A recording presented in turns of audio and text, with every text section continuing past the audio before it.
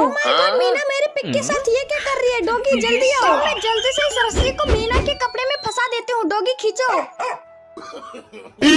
अरे मोरी मैया मर गई। आज तो मैंने बाल बाल बचा लिया अपने पिक को। अबे रीना की बच्ची, मुझे खामोखा क्यों गिरा दिया तुमने? अरे मीना, तुम मेरे पिक को मारोगी तो मैं तुम्हें गिराऊंगी नहीं। अबे रीना की बच्ची, पहली बात तो वो पिक मेरा था और मैं उसे नहला रही थी, लेकिन आज तो नहीं बचेगी। अरे बाप रे, भागो जल्दी से, मैं छुप जाती हूँ, नहीं तो मीना मुझे छोड़ेगी नहीं। अरे लगता है ये कहीं भाग गई है, लेकिन घर तो वापस